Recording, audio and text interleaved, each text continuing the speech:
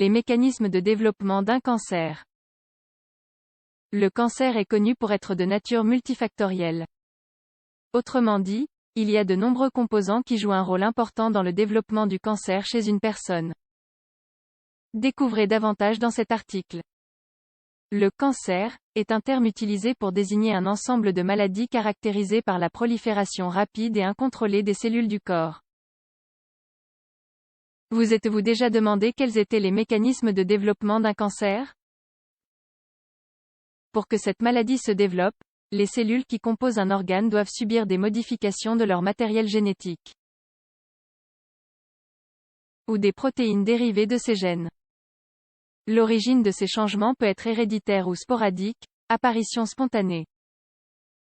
Par ailleurs, il existe des substances ayant la capacité d'accélérer ou de déclencher les processus qui, en conséquence, donneront lieu à un type de cancer particulier. Ces substances sont appelées agents cancérigènes et font partie des facteurs de risque de certaines formes de cette maladie.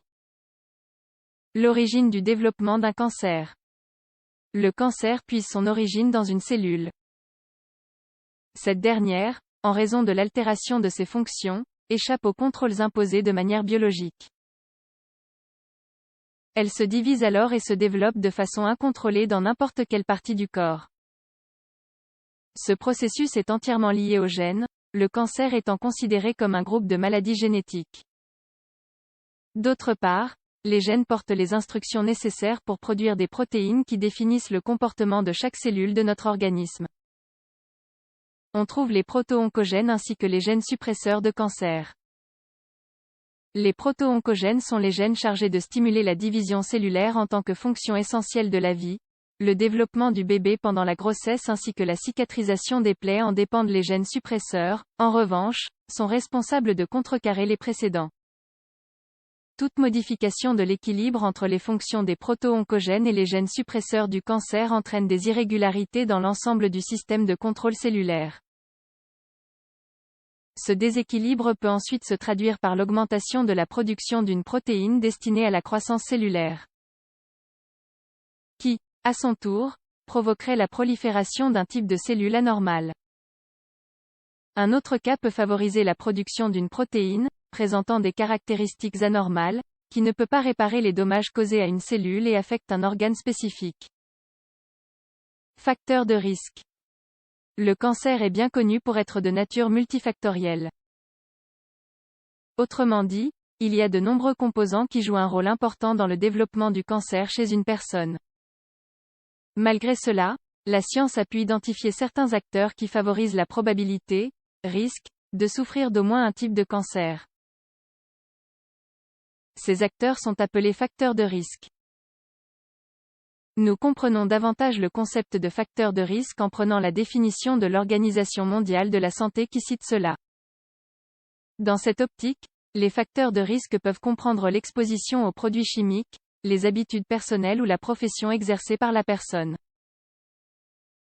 En outre, les antécédents familiaux, un membre de la famille directe qui a souffert d'un cancer, sont généralement considérés comme facteurs de risque importants pour les cancers dits héréditaires.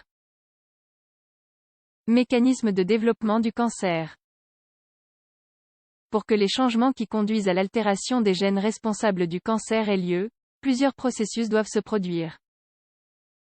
Parmi les processus à signaler, nous pouvons citer exposition à des substances cancérigènes, erreurs génétiques spontanées lors de la croissance cellulaire, mutations génétiques héréditaires. Dans un sens général, on peut qualifier les deux premiers cancers de cancers sporadiques. Ces derniers ont une particularité.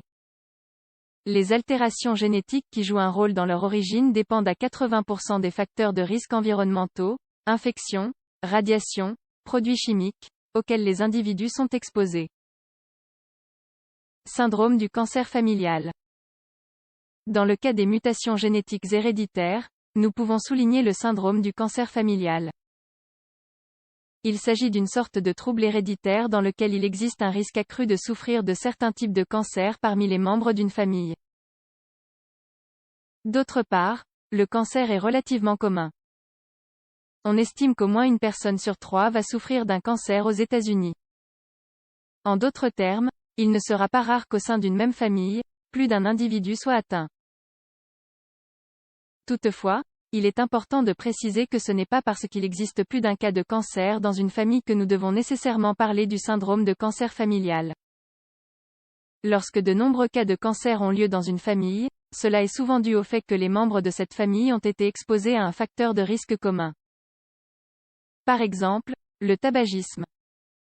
Ceci dit, nous parlons du syndrome du cancer familial dans les cas suivants.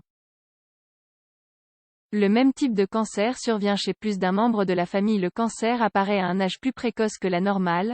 Le cancer du sein chez une femme de 20 ans. Plusieurs types de cancers se présentent chez la même personne. Une femme avec un cancer du sein et des ovaires. Apparition du cancer dans les deux organes qui vont de pair. Les deux seins, les deux ovaires, les deux reins.